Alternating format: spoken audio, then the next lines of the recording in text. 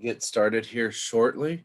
So if you haven't been hearing anything, it's because the presentation doesn't start till 1. Um, so just a quick reminder, Gary did ask earlier if you would type in the chat where you are watching from. Also, if you have any questions, go ahead and type it in the Q&A box or in the chat box if you like. And Gary will be answering the questions at the end of the presentation.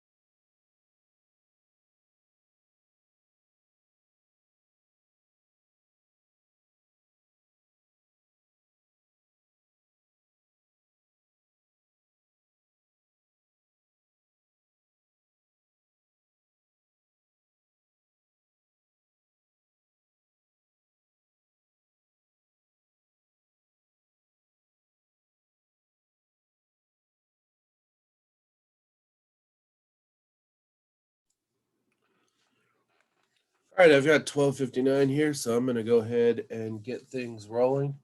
Um, this is the GAR in Kansas. Thank you for joining us today. Our speaker is Gary Clark, a Wichita native. He has been doing genealogy research since the 1990s. He has been involved with the Wichita Genealogical Society since 2014. He currently serves as on the board of directors and is our wonderful webmaster. All right. Prior to joining the Wichita Genealogical Society, he was a member of genealogy societies in San Diego, and he has presented at a number of conferences since 2010. All right. In 1996, he began to discover he had a number of family connections to the GAR, and he has since developed a passion and deep interest in the GAR as it relates to genealogy and U.S. history. So let's everyone give a warm welcome to Gary and his presentation of the GAR in Kansas. Take it away, Gary. Thank you, Jason. Let me get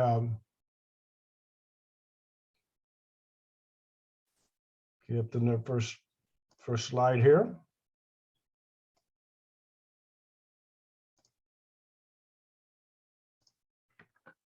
Welcome, everyone, to not only our local Genealogy Society members, but those around Wichita and from all over the country.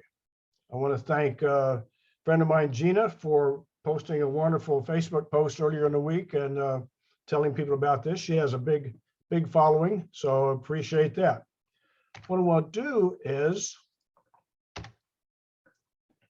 point out that with all the people from outside Wichita, that's okay. What we're going to do is cover this in 3 parts. One's going to be a little history of the GAR. Secondly, is going to be how to find records for genealogists.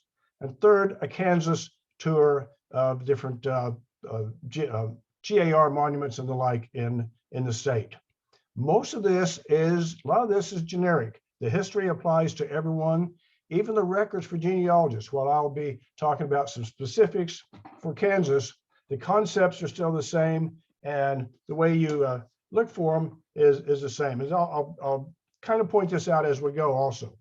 As far as the photo tour, let's give you an idea of maybe what to look for in your area, particularly east of here. There's far more monuments and the like in the eastern part of the U.S. than the western. So anyway, so let's get started. What was the GAR? We tend to talk in acronyms, but it was the Grand Army of the Republic, a rather great name, if not a bit pretentious. It was a fraternal organization of Union Civil War veterans established in 1866 in Springfield, Illinois, by a chaplain and a doctor. They were both in the Army. They were with Sherman on his march to Atlanta, and March to the Sea, as they actually call it. One was Major Stephenson, the other was Chaplain Rutledge. They were tent mates, and they had been on the road a long time, but they saw the end of the war coming, and they talked about having an organization afterwards. Chaplain Rutledge reportedly said, "It would be natural to suppose that men who had shared so much suffering, privation, and danger would wish to form some sort of association that they might meet again to preserve the friendships and memories of the past." This is not unlike a lot of other military units, but it's the same thing with college association, alumni. So people want to keep a hold of the people that they know. So they thought a lot about, well, how do we keep this together? They came up with 3 guiding principles. You're going to see this badge a lot. It represents the GAR. And they come up with, and the badge holds a lot of meaning throughout. There's a lot of symbolism built into the badge.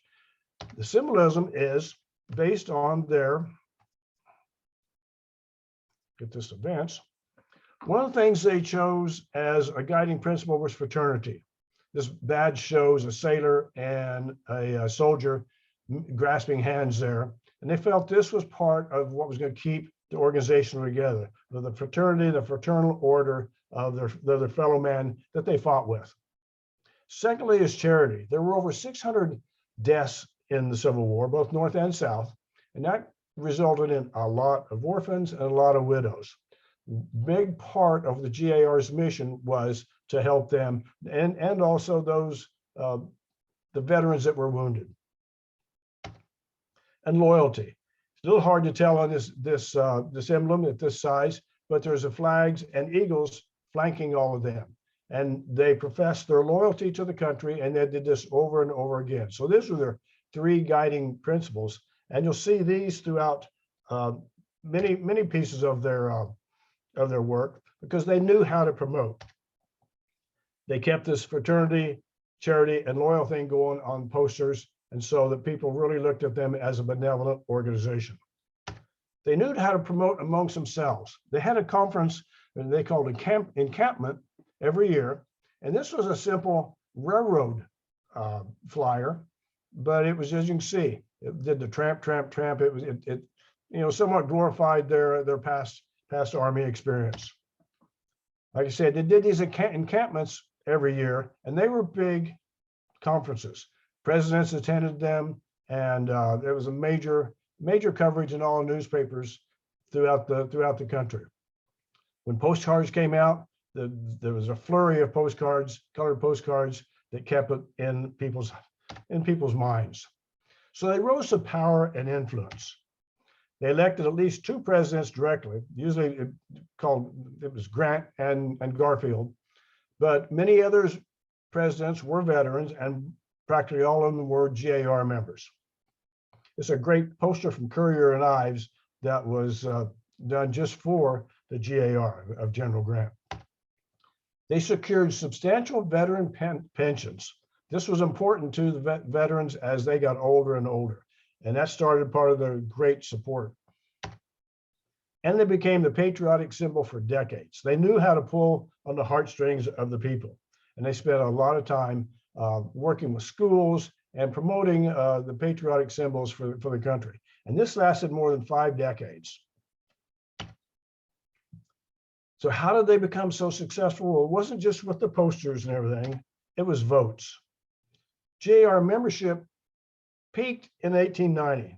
Part of that was due to the push in the late 70s up to 1890 to gain more pension benefits for the soldiers. So the soldiers then joined up.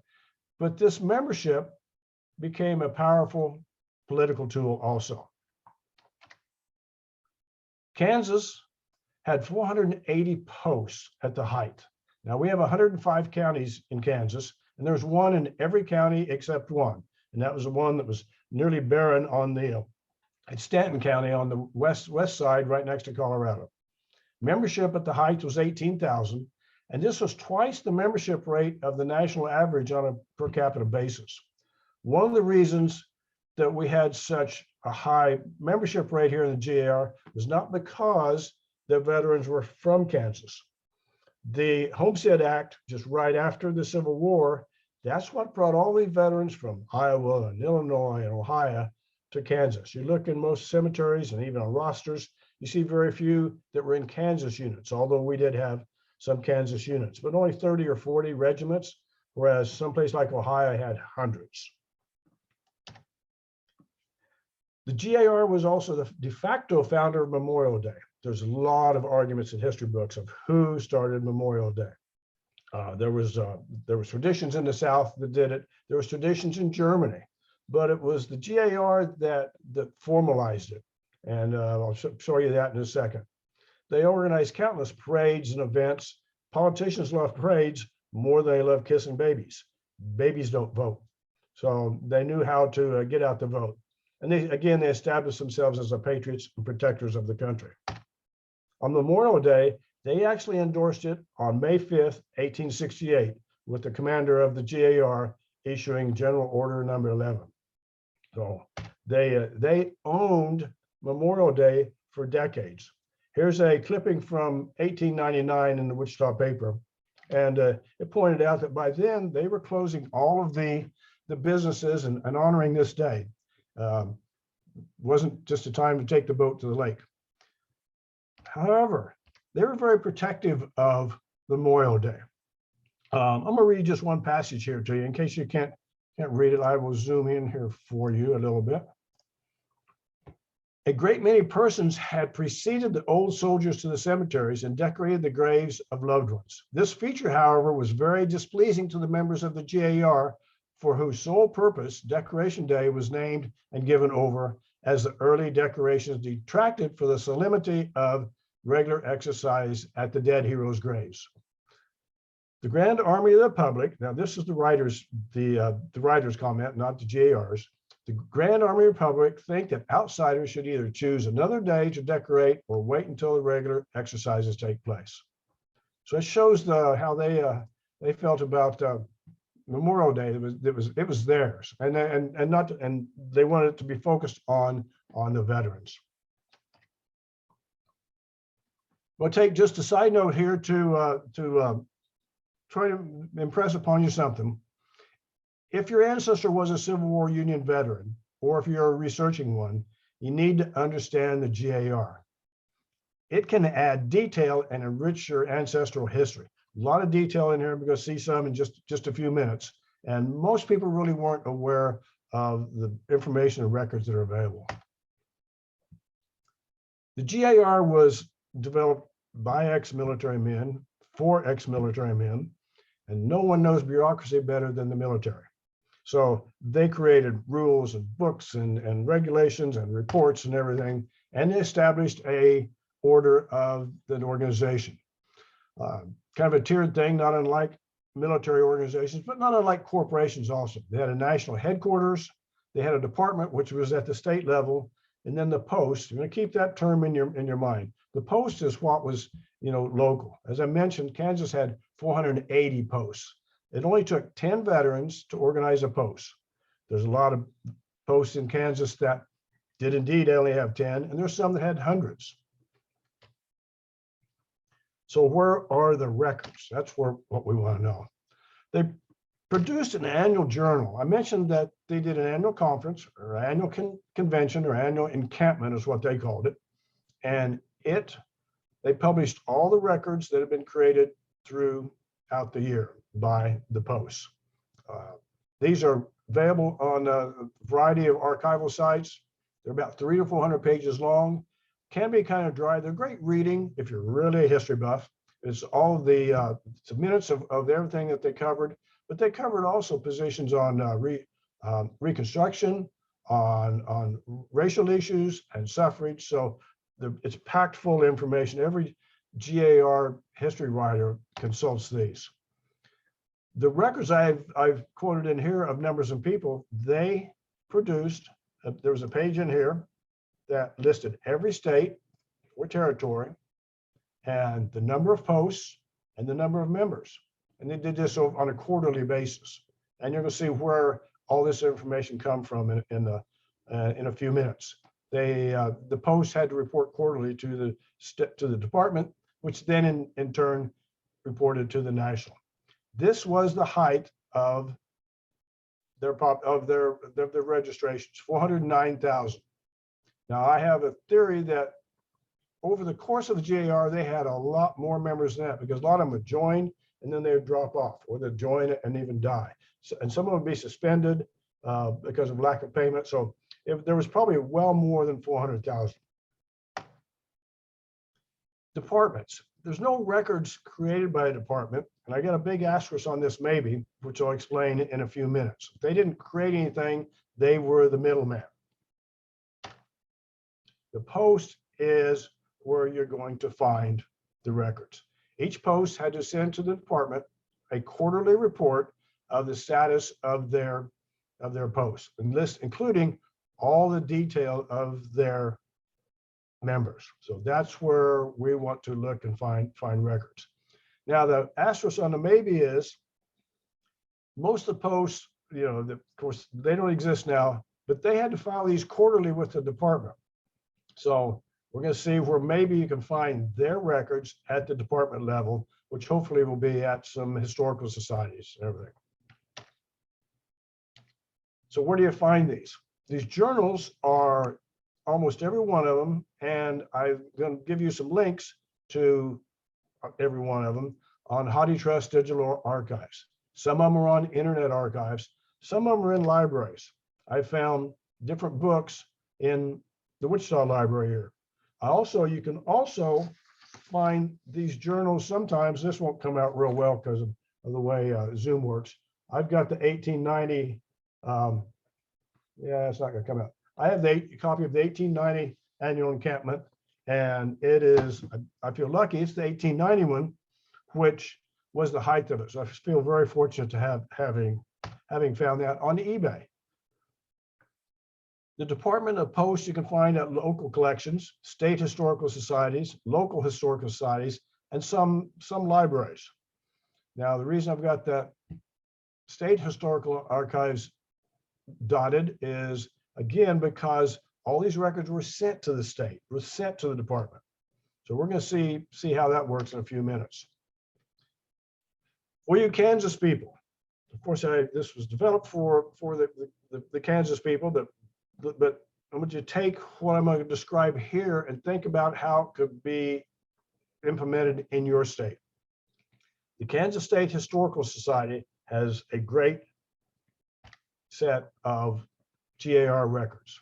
This is your lucky day if you're from Kansas. Don't mean to rub it into everyone else. I hope you've got similar. And I'm actually working on a project to catalog every state and where their resources are. But I went and visited the Kansas State Historical Society. It's in Topeka, Kansas, and sent them a list of records to pull. I used their online catalog. They have a great one for people who are in Kansas. They have a great catalog. And what I did, here's the list of things I sent them, I was able to find things like unbound GAR post records. I was able to find them and get the box number and the shelf number, some bound records, which are books. You're going to see these in a few minutes. In your research in general, no matter if you're going to NAR or whatever, anything you can do to help the people who work there, it will be of benefit to you.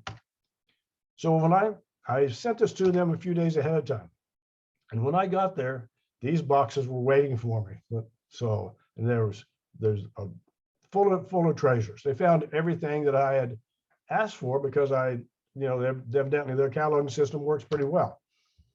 So what was in the boxes? Well, there was more boxes, but there were folders in. Remember I talked about the post. The post is the local unit, and there was a folder of all those forms that had to be sent up quarterly. There's Wichita, and there's Elk Falls, Baldwin, Kansas City. So, and inside those folders were these reports. Each of these are 120, 140, 150 years old, and most of them in really, really, really good shape. That's what you're asked. That's what you're looking for. That's the treasures. Now, if you take a look at this one right here, it's kind of hard to see everything there. Let's take a closer look at it. And that is actually the one that was laying on top of that folder. This happens to be one from Wichita. It was called the Garfield headquarters. We'll talk about this a little later. Each post had a unique name. It could be the name of the town, or they may have applied a name to it. In this case, it was Garfield, the president that was assassinated in the 1870s. But the beauty about this type of record is it's got all these officers, it's got their names on it and what they did. We'll real quickly go through this. It's not difficult, but they had a post commander. SVC is a senior vice commander and a junior vice commander, an adjutant, and a quartermaster, surgeon, chaplain, officer of the day, officer of the guard, sergeant major, quartermaster, sergeant, master sergeant, and it lists how often they met and where. So a lot of information on that. These reports were multi-purpose. This also was, this is the financial statement of it. The quartermaster was essentially the accountant, if you will. Now, on the backside is where the good stuff is. Same piece of paper, but this is where it starts listing all the people that they took in that month. This isn't the whole roster of the unit, but it's all the new people. And it gives you such things as, you know, the date and the rank and the regiment or the ship number, cause of discharge, and a lot of different information on there. If they lost any, some of them died. Oops, didn't mean to, I just got ahead of myself one thing. If they died, you know, you may or may not know the exact date. And sometimes there's a death cause here. There's a recapitulation at this point in time. They had in June of 1900, they had 154 members in good standing. Not much on there, but you look at some of them, you never know what you're going to find. This is like the proverbial box of chocolates when you dig into this. Some of them are just absolutely packed with stuff.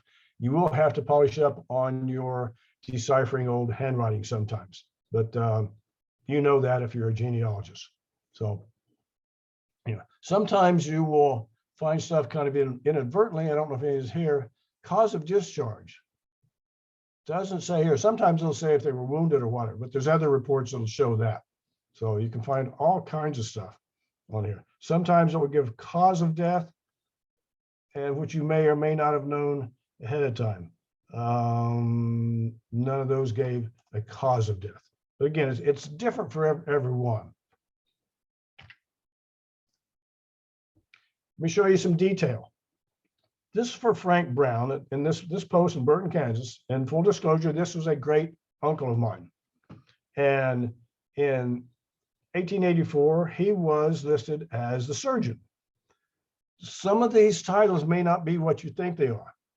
He was a farmer. He may knew how to deliver a calf, but I wouldn't have trusted him with a scalpel. The surgeon in this post their job was really compiling wounds, compiling reports of the wounds that the soldiers may have received during the war, and then what it was doing with them after. So he was more of a medical transcriptionist, if you will. If any of you have been in genealogy societies or other volunteer organizations, you know that you kind of move around on tasks.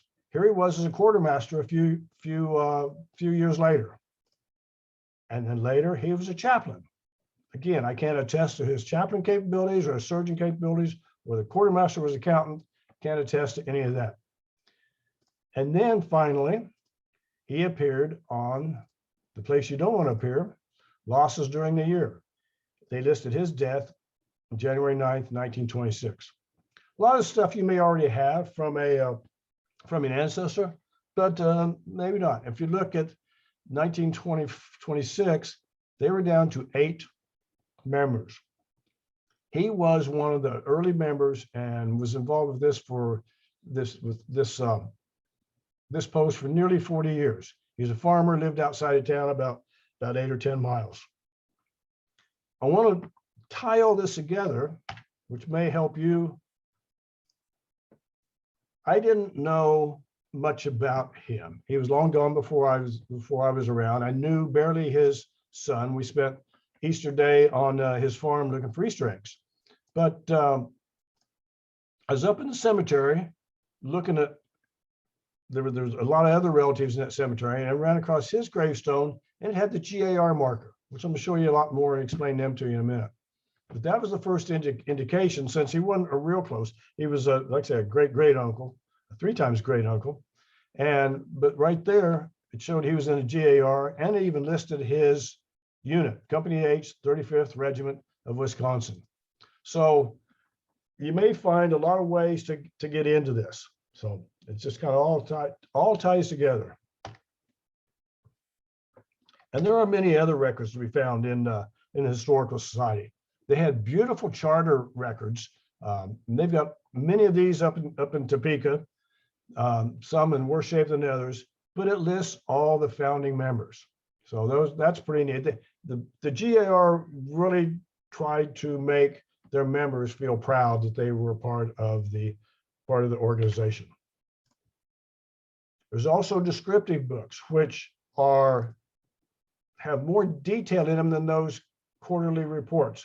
This was a log essentially of as people came in. So it's it's a date beginning to the life of the members. So I'm going to show you how to find these also.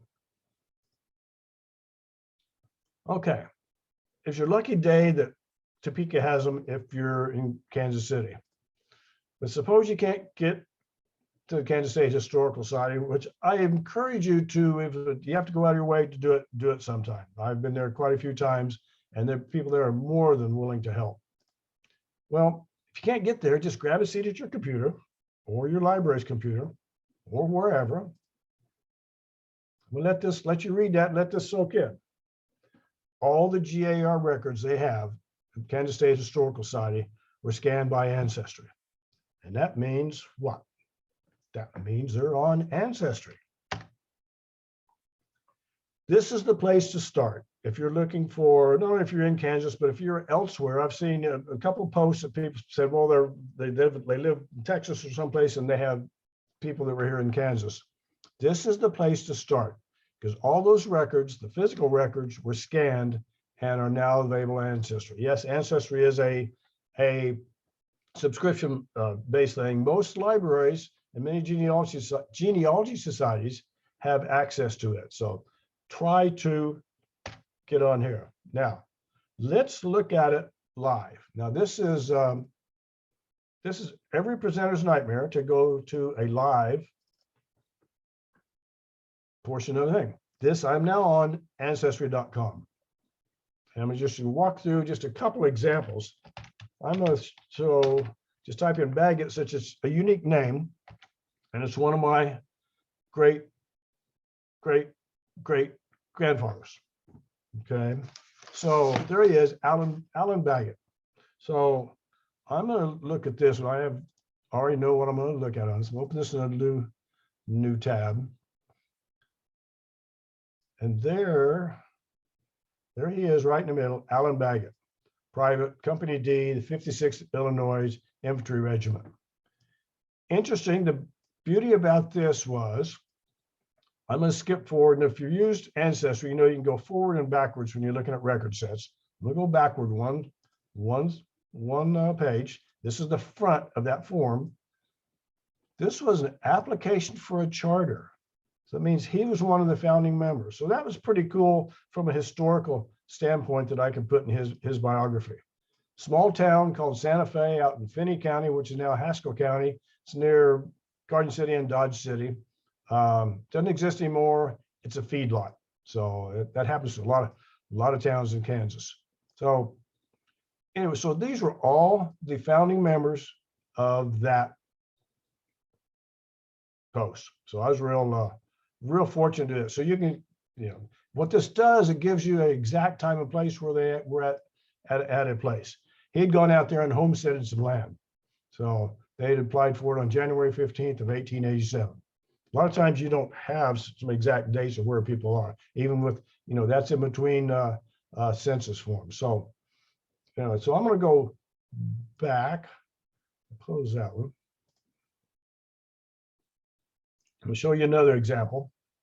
Let me show you that Frank Brown I just showed you. I'm going to show you where I got those. Failed to say, I'm going to go through, there's several ways you can look at these records. This is just the first one. The first one, search for a specific name. This searches all of the posts in Kansas. So a lot of Frank Browns, a kind of a common name. He was Frank E. Brown, so you never know, but he was in Burton, Kansas. So I know I can go down through here and look at all those in Burton, not in these other towns, because I know he stayed in one place for forever. So I'm going to look at this first one. Open it in a new tab, and you can see he was, what was he at this time? He was a chaplain at this point in time. So this is where I found out. I went through this whole post. If you're down here at the bottom, you can see there's 73 records in this record set. So I looked at every one of them. That's where I found out he was a quartermaster, and he was a chaplain, and he was a surgeon. So that's like I said, these are the great things to look at. I'll look at one more record of his. Look at this one right here.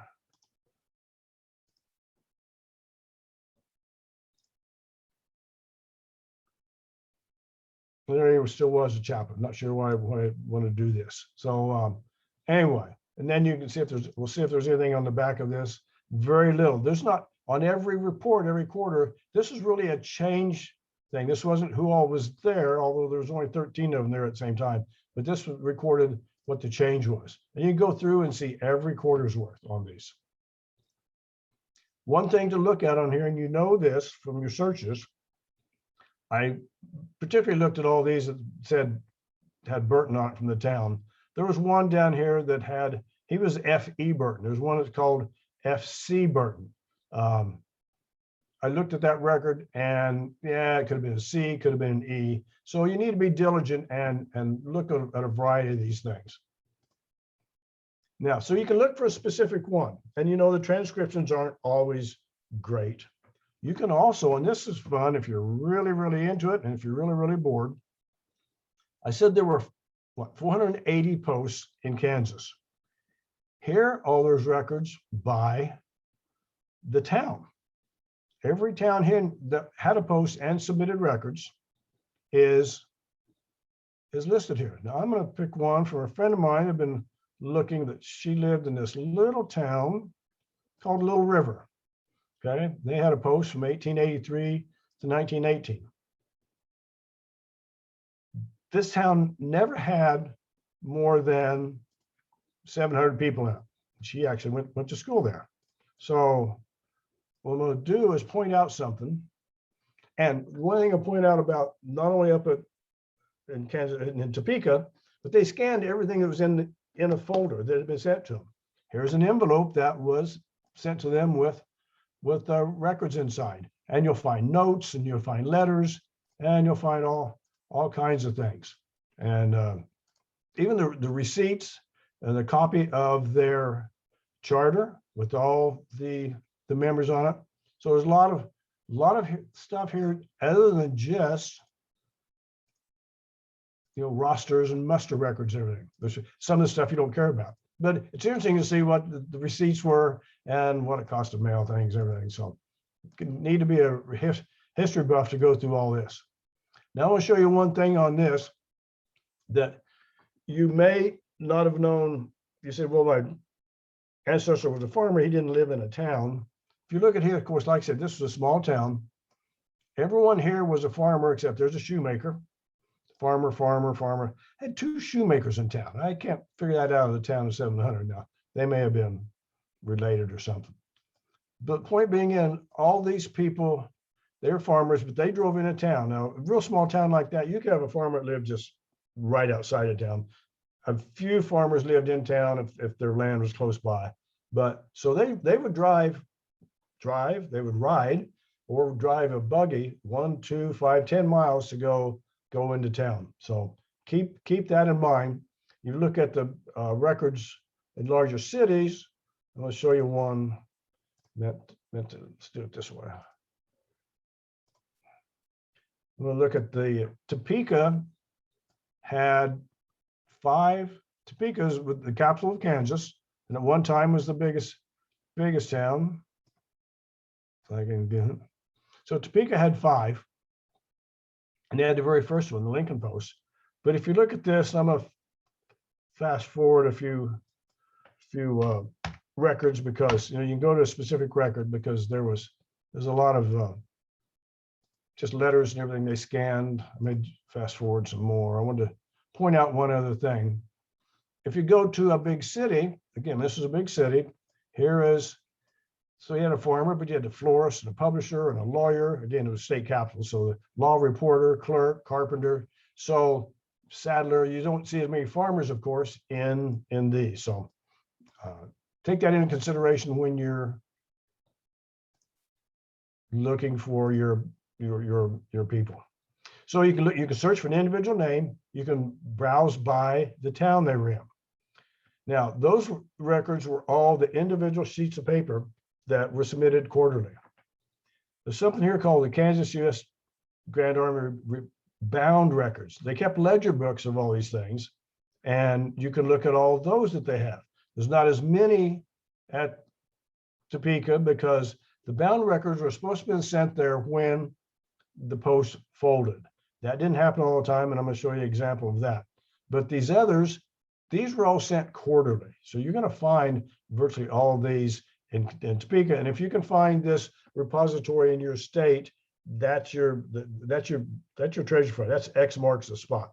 So, and I'm going to show you this. One caveat. What you need to do is look here and you find someone, either note the post number or the post name. A post could be called by the town it's in. I showed you a Little River post, but then they could, a lot of times they gave their post a name that maybe was some Civil War hero. This is Lincoln. Every state had a Lincoln post. So if you go here, this is not by town. So you're not going to be lost. You can go back and do this. See, there's a Custer post, the Dick Yates post. Well, I don't know what town that is. So you need to remember, write down and jot down either the post number or their name. Best with the post number, because these are all in alphabetical order by post name. And I'm just going to pick one. I don't have and a lot of these are small. Okay, so there's a copy of the descriptive book for that post. And like I say, this was ledger. So when that post folded, they must have forwarded it to the state. That was what they were supposed to do. And this was, as they entered in, this guy would have been the very first member, and the second, third. It's a linear organization of them. Some of the same information elsewhere, but sometimes, and this is again the box of chocolate thing, is nature of wounds if they were wounded. When and in what engagement? Gunshot right hip, November 25th, 1863 at Mission Ridge. If this person was your ancestor, so I can figure out which line that is. It's going to be about the fourth one up. You have to do a little detective work on this. So might have been SM Spice or Fife from Odessa. So point being is there's information there to be found. So I mean, it's unique information that you may or may not have anywhere else. So that is not only what's up in Topeka, which I still encourage you to go up there and go through stuff. It's really neat to touch and feel the 120, 140, 150-year-old records. But start here. Okay, so let's go back to where we left off, if I can figure that out. Okay, so I think I'm back to, no, I'm not. Your screen sharing, new share.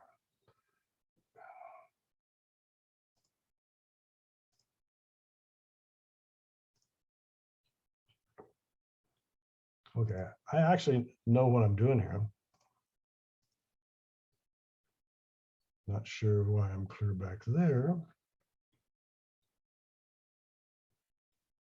Technical difficulties beyond my brain. Now I'm back to where I left. So anyway, so I can't reiterate enough, start there.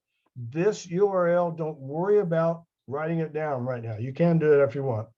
at the end of the program, I'm going to show you a website where all these links are easy to find, and also they're actually on the handout that I sent out. The bulk of them yesterday, I sent out a bunch this morning. There's a couple people that registered just before we started, and I'll send you the handout also.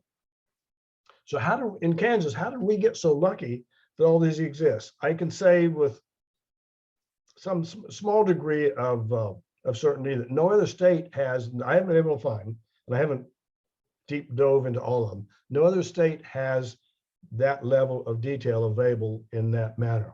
So how did we get so lucky?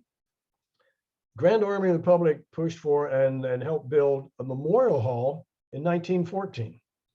Okay, and that was where the GAR moved into and moved their headquarters in there. Now, guess who was their neighbors on another floor? It was the Kansas Historical Society.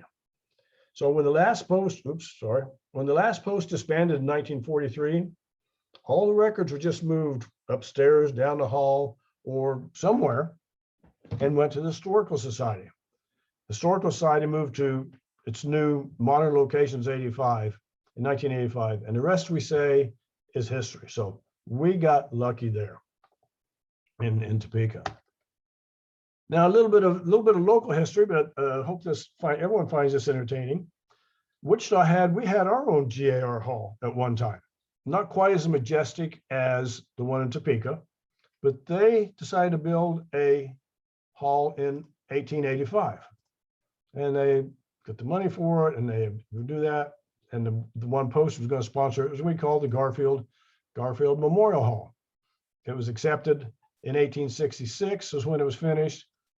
They started using it. Then they turned it into an opera house so that they could rent it out. It would hold over 600 people. So they put chairs in it and everything, and it became a theater, opera house, whatever, so that they could rent it out and generate more money. Unfortunately, oops, give my story away. I don't think the GAR guys were that good a businessmen, because they basically went bankrupt on the building. In 1890, there was a levy put on it for non-payment. So they really weren't businessmen; they were ex-soldiers. So not to worry.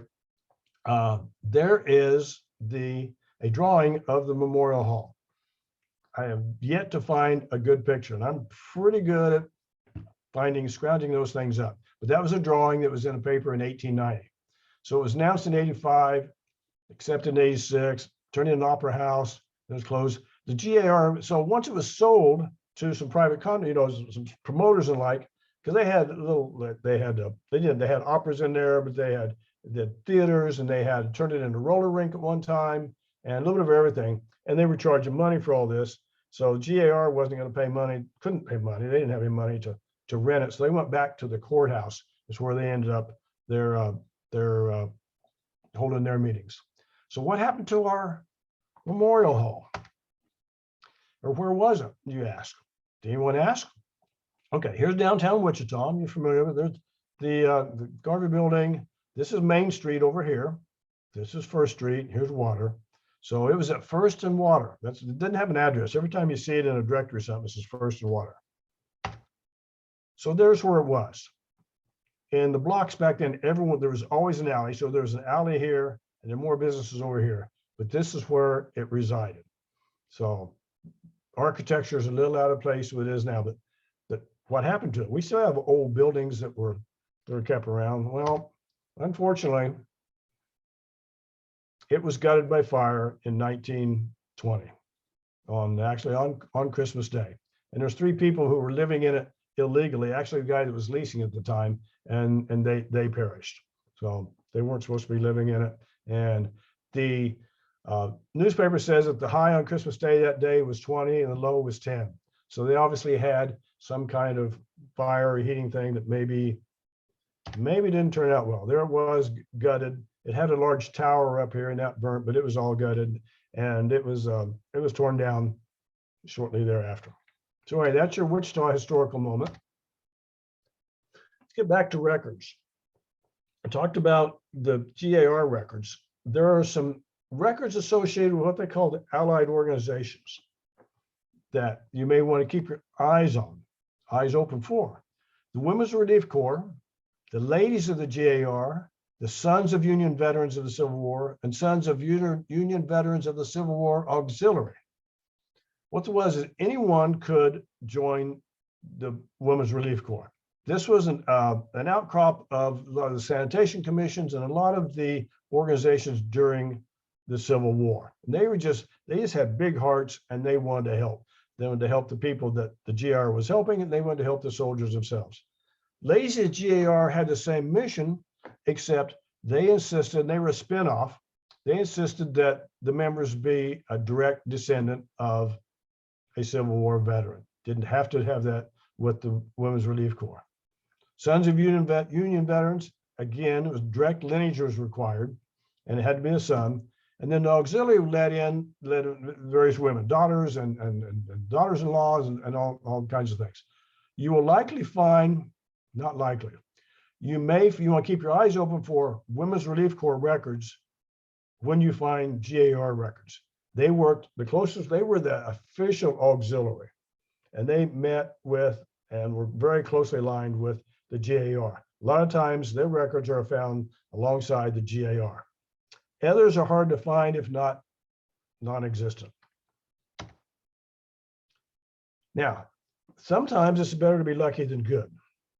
Don't forget other sources, the local historical societies, your libraries, and universities. Do a real short case study here. I was doing research in the Newton Cemetery, which is a small town, medium-sized town, about 20 miles north of Wichita. And I visited their historical society before. But going through the cemetery, there was just tons and tons and tons of Civil War and GAR gravestones. So I thought, I'll just go over the historical society and ask them if they have any records. Had no idea. Great place. They're in an old Carnegie Library building, and they're professionally staffed and more than willing to help. They took me upstairs to the research room, which is not open to the public in general, and they had everything cataloged in binders, and they had 10 boxes of GAR and Women's Relief Corps records. In theory, these should have been up in Topeka. But what happened was when the GAR post closed, the Women's Relief Post was still in action. So they got the GAR records. And then when the last president of the Women's Relief Corps died in early 90s, she had all of these in her garage, basement, wherever. 5 years later, her sister donated them to the Historical Society in Newton. So I've done a lot of research up there. So the point being is, it's not anything to do with Newton per se, although if you're around here and you had people up there, go see them. It's a great place anyway. But now I'm consumed with looking at every historical society in the state of Kansas, looking for records, because I'm quite sure law of averages said the same type of thing happened to a lot of the smaller posts around the country. Hopefully those records didn't disappear completely. See, they had the original books, and it's amazing what they have. Go visit them if you're in the area. Great people. So let's start looking at some of the items in some of the places in Kansas. For those of you in Kansas know that Larned is it's known now for it has our largest mental hospital, but there was a fort there all throughout the 1800s. It was an important post. So Larned Post was number 8. They started pretty early. They had 190 members in 1885. So that was pretty good size. There's images everywhere. You'll probably know these first. That is the gravestone markers that they put up for all their members and eventually for all Civil War veterans. So they're produced in a variety of designs, everything. They have a slot in the back where to put a flag. Some posts contracted to have special castings with their post number on it, sometimes their town. Others would buy in bulk, a lot of them, to place to make sure every soldier had a marker on it. Here's from 1909, again up at the town of Newton. Back up, Sarah. They ordered 200 markers this was just before Memorial Day. Remember, they owned Memorial Day. And so they made sure that every Civil War veteran had a marker on their grave. And there's just a few of them as they stand right now, or just a very short time ago when I took this picture. As you can see, they go on forever.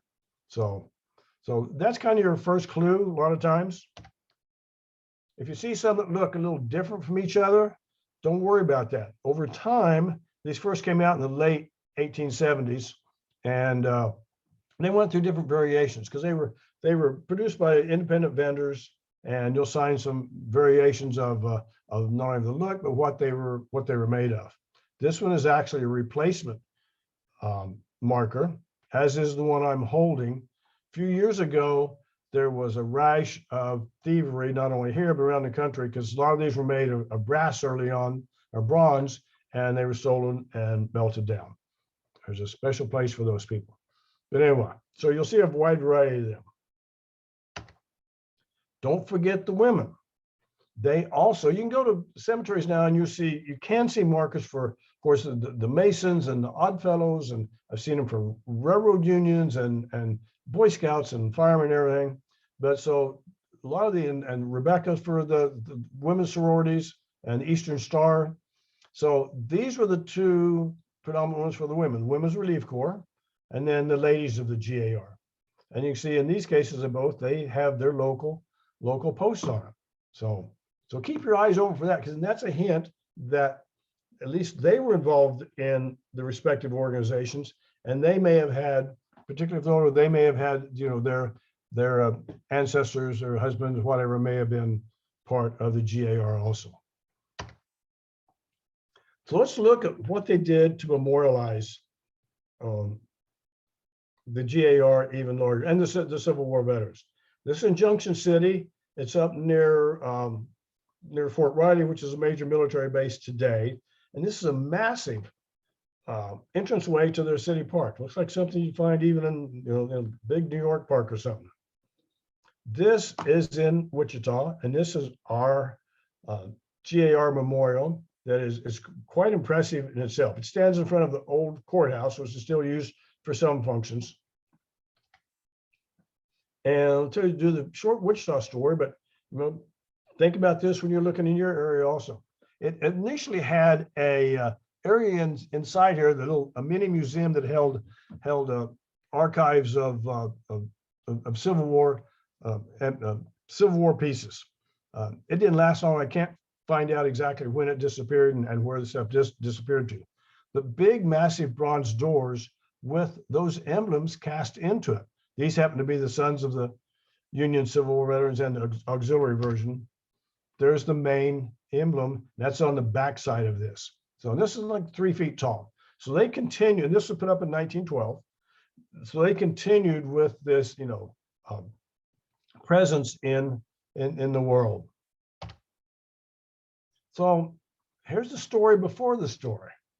Now, I think most people around here have seen this or recognized it, but it almost didn't happen at that spot.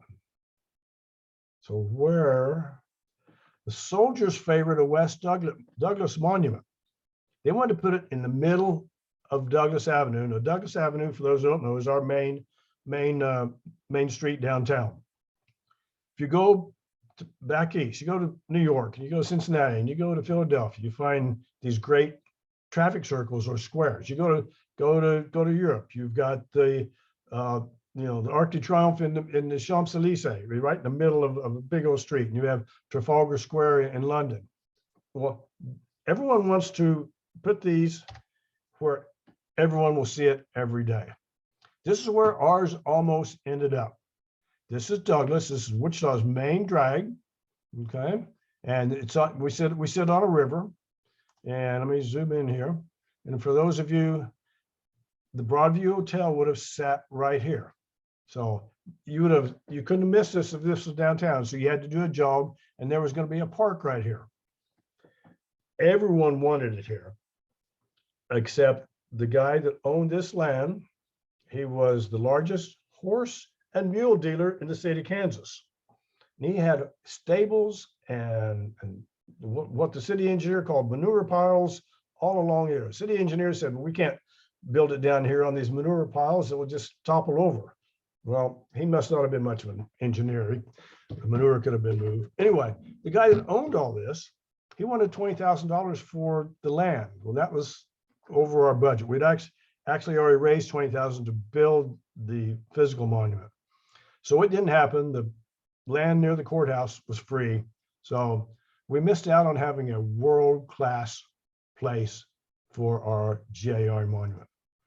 If you're really, really interested in this, if you've got either newspapers.com, or if you get down the library and look on the microfilm, there was this whole page that discussed everything about that. There was even the can't hardly tell here, the park itself, which is set on, they had it all designed. It was all ready to go. So unfortunately, our waterfront would look different than it was today if the guy didn't want so much money. He drowned the next year. So I don't know if the karma was in that. So let's look at statues and monuments around the state. Some of these are just very durable. I went down last year and looked at this, went up and touched it. It's as pristine as it was in 1907. This is in Arkansas City, in the Hope Cemetery. It's down close to Oklahoma, but it's absolutely beautiful statue and monument. Must have been some competition in the area, because the other cemetery in town, well, a few years later, well, okay, we're going to build one too. Now, this was stone that was quarried out of the area. That area was known for a lot of limestone. A lot of the architecture is absolutely beautiful down there, with the homes and the buildings built out of this type of stone. But so I was shocked to find, not a small town, but Arkansas City was a big mover and shaker back in the early 1900s, a big railroad town. So anyway, so a little competition on monuments. Wilson, Kansas is a small town out in the middle of the state. It's actually founded by Czech immigrants. It's where the annual Czech fair is. It's only had 900 residents in 1900, but they built, actually the Women's Relief Corps raised the money to build this wonderful monument to the GAR. And it's in the steps here as they presented it to the GAR. So small towns got into it. Bigger towns, Manhattan, which is close to Fort Riley, got this big cannon. And this is a whole promenade dedicated to Civil War soldiers. All these were Civil War tombstones erected by the local GAR and Women's Relief Corps. And there's plaques on the backside pointing all that out. Topeka Cemetery is one of the greatest ones in the state.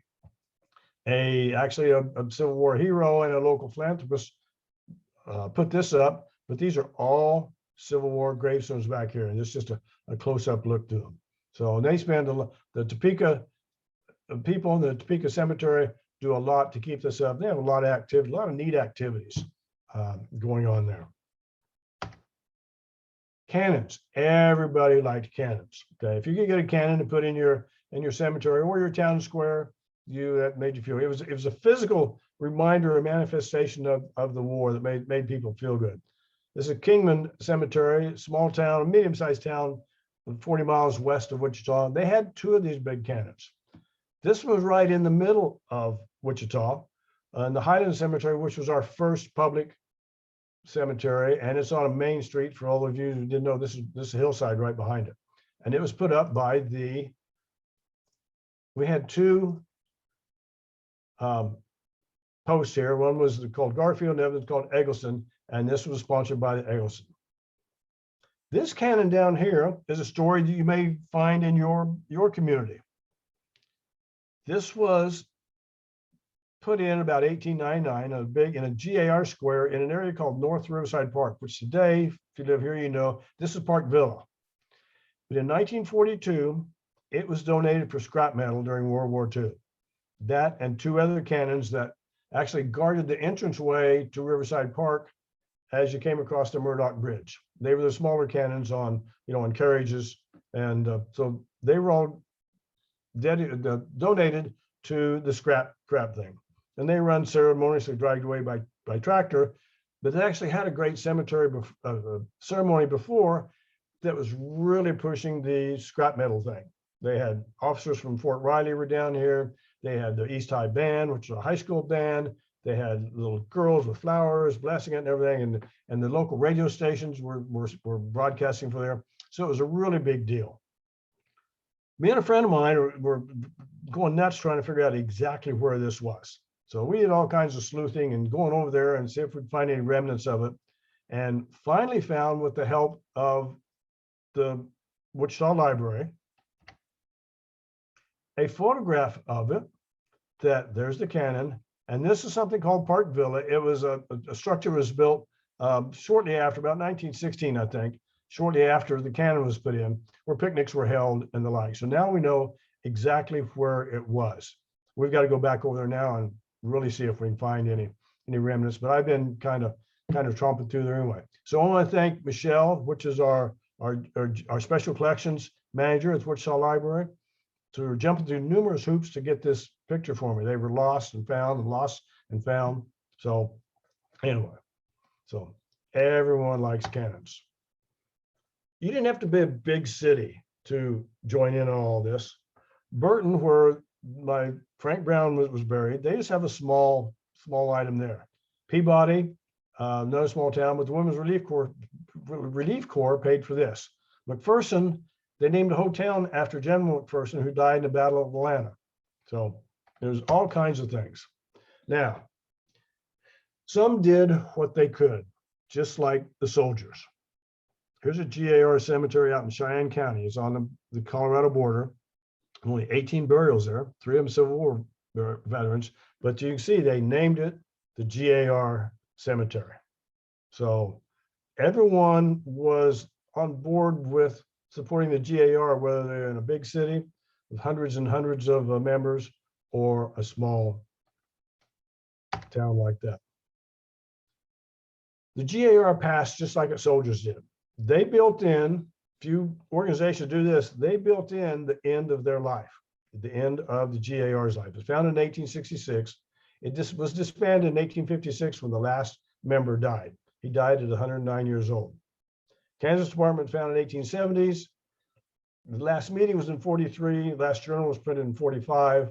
And then the records all moved to Historical Society in 1956.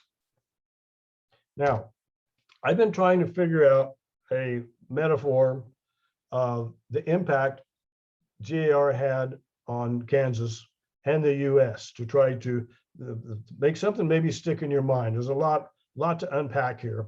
And 2 weeks ago, I've spent a lot of time in photography. 2 weeks ago, I found it, and find it, I took it. I took this photograph 2 weeks ago in a town called Baxter Springs. It's in the far southeast corner of Kansas. And I mean far. If you lived there and your dog got out of the backyard, he'd be in Oklahoma in 1 minute and Missouri in 4 minutes. So if you want to find Baxter Springs, that's easy to find. But they have a small national cemetery there. There was a big battle there and a lot of monuments there. And this gentleman I had talked to him and his wife and his daughter and son-in-law, and they had been visiting one of his great-great-grandfather's gravesites just right behind this. So I went on, I was taking more pictures. I'd already been there an hour, and I was way off to the side, I had my zoom lens on. I turned around and I saw him. And to me, that's the metaphor for the impact it has on people and the state. He was still in awe on it, and I'm sure you've seen this a lot of times. So anyway, that's my key photograph anymore. So they had a big impact, again, for over 5 decades. So anyway, I'm going to leave you with that. I want to thank you for joining me. There are more. We're going to answer questions in about 1 more minute. But I want to point out, if you got any questions, email me. That information is on the handout. Also, if you go to kansasgar.com, it's another website I just put up in the last few weeks, and it's got a lot of links. There's a lot more pictures. I couldn't get everything here. We got a homepage. It's got one for memorials and cannons and cemeteries. The tabs. One of the tabs is resources.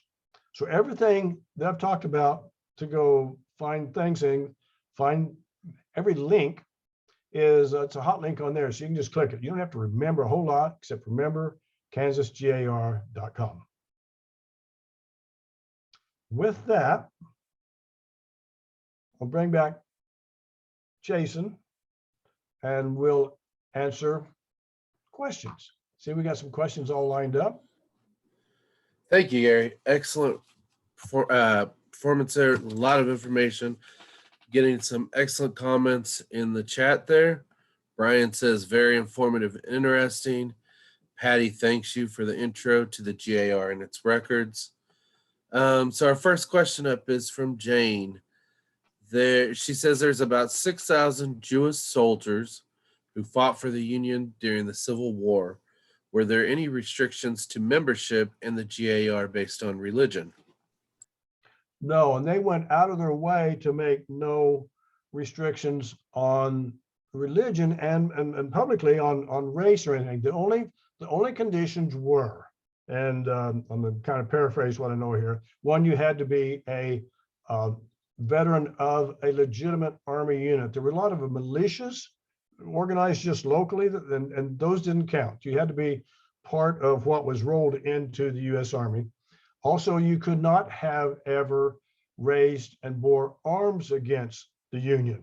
For example, even if you had fought for the Confederates at some time and then said, well, this is wrong, I'm going to go join the Union Army, you weren't allowed to join the GAR. So basically those, now you had to be voted in, you submitted an application, you voted in, and I suppose there could have been some personality conflicts or something, but otherwise, no, there was no limitations via race or religion.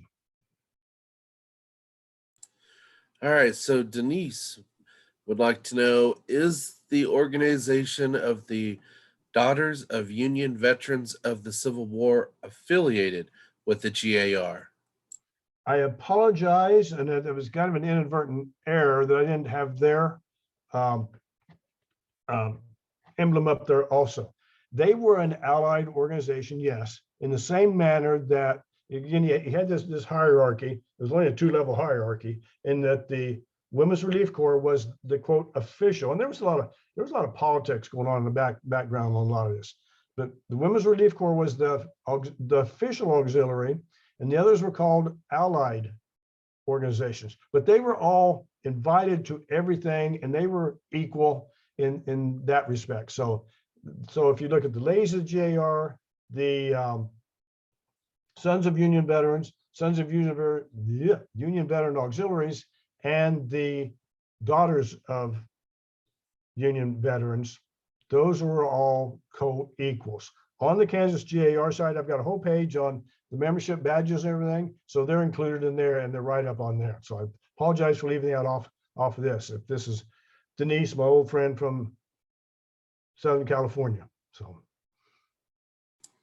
All right, so we have a question. How can we get markers for family members involved with the GAR?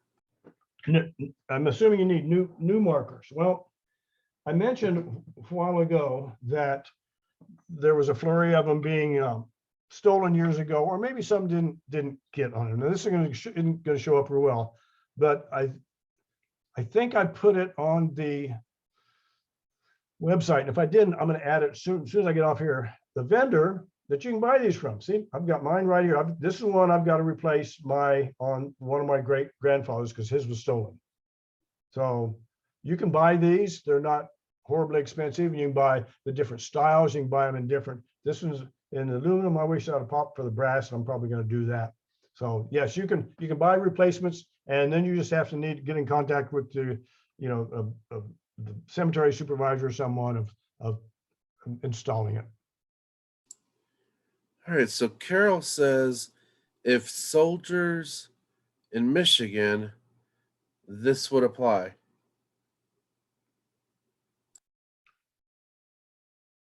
Say again, if I think she's asking if the soldier she's looking for served in Michigan or from Michigan, would she be able to find records, GAR records there in Michigan? Yes, it's actually a very good question. I couldn't tell everything I knew on this.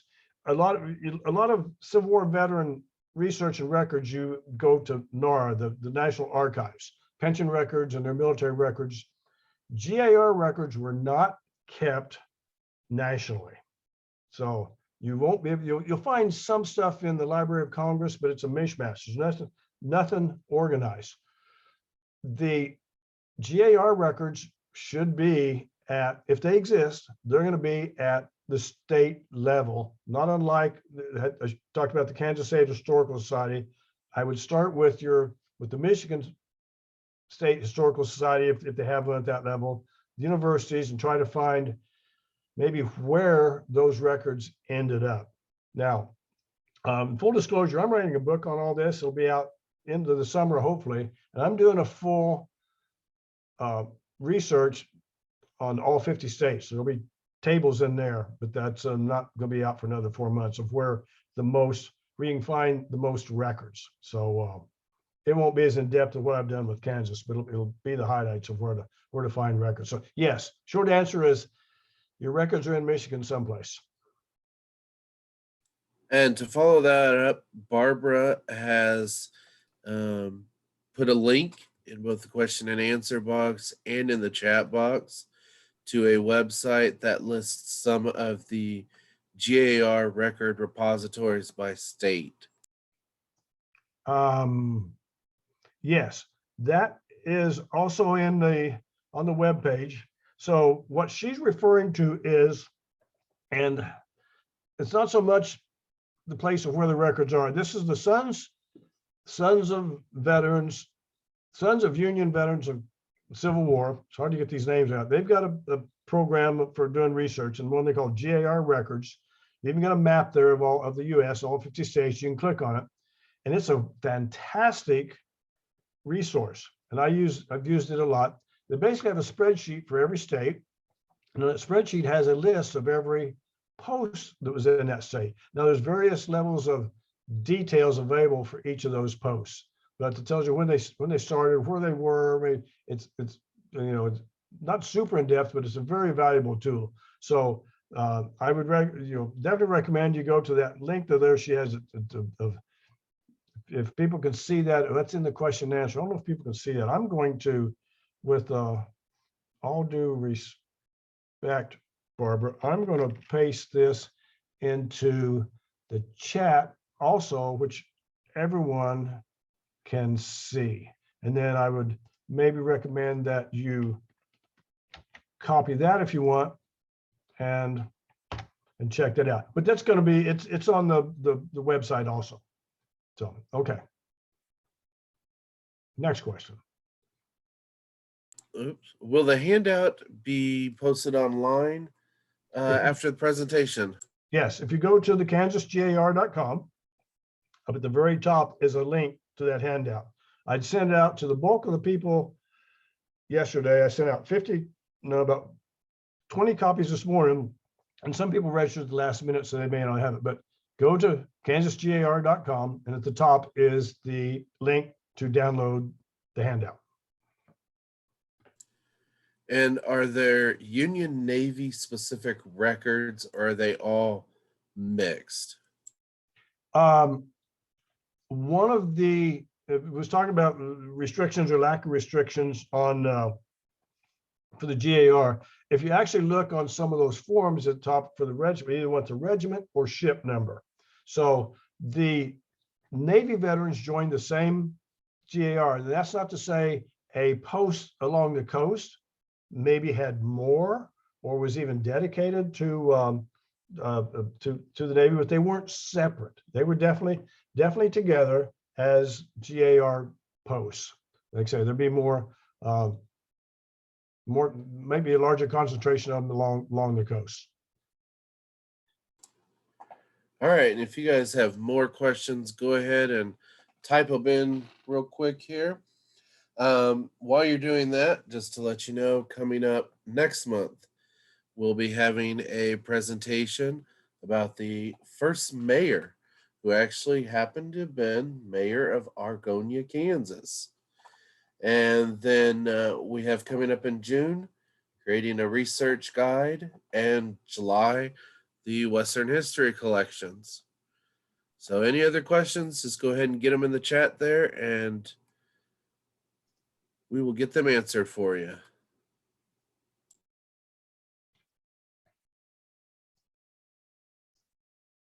I definitely want to thank everyone for coming, particularly so many people from outside of Wichita. I know there was a lot. I've been taking notes. I'm going to try to copy all the chat comments here and make sure I keep those.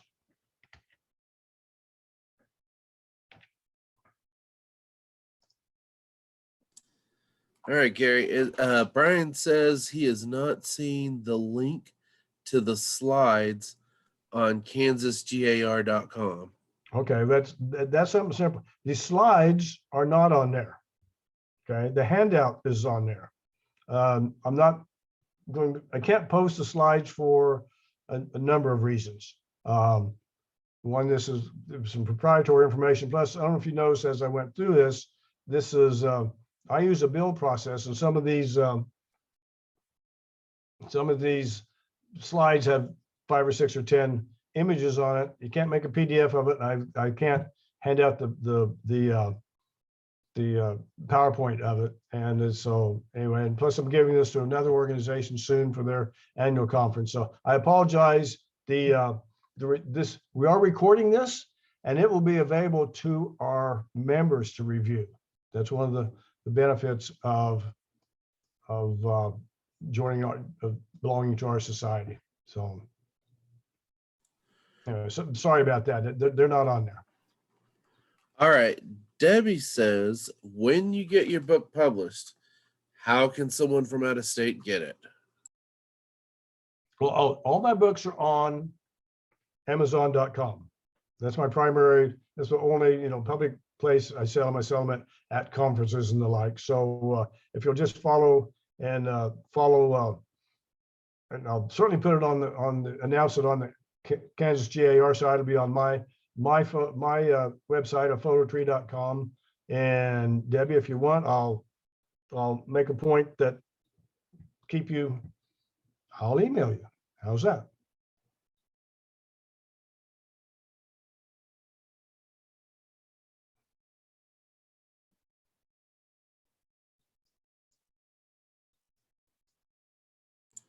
Debbie says, yes, please. And Carol would also like added on that email list. Say again? Carol would also like added to that email list. Okay. And we'll take some notes here. So, anyway, so I've put my email, on a variety of places. Feel free to, email me more questions if you have more questions pop up in your mind a little later, and be glad to. If you got any research questions relative to your area, even email me. I always like to hear what other people do, and I like to tackle challenges. Anyone else? I went kind of my full hour, and we're at this for an hour and 20 now. So I tried to talk fast enough to get through it. So. We did, and I don't see any more questions coming in at the moment. Okay. Be sure you go to the Kansas GR. There's a lot more photos on there, and I've been put on a lot of miles over the last year getting these, and I'm not done yet. So anyway, but that's one of my hobbies, if not passions, if not obsessions. So anyway. Okay, well, we can wrap it up then. Again, thank everyone for showing up. People from Wichita, people from Kansas, people from all over. So people are starting to bail out now. We had over 100 registrants. I didn't see what our highest total of people online were, though. So real happy to see the interest. I clocked it at 81 at the highest that I saw. That's good. That's good. So I'm glad to see other people. I think this is an untapped source of genealogy information. So at least put it on your list of places to do research. Okay, Jason, thanks for moderating this. Yeah, And, you're welcome, and thank so- you for the presentation. No problem. So I'm going to go ahead and shut this down. And thank you everyone for what I'm going to do is just, Jason mentioned the next month's thing. I'll just leave this up. Look at our website on the first female mayor in the United States. She's quite a woman. Argonia is about, I'll get this a little wrong, about 60 miles southwest of Wichita, maybe a little bit more. So small town, but she's quite well known. We're going to have a first person reenactor present herself. So. Okay, that was last chance. I am going to shut it down right now. So bye all. Thank you very much.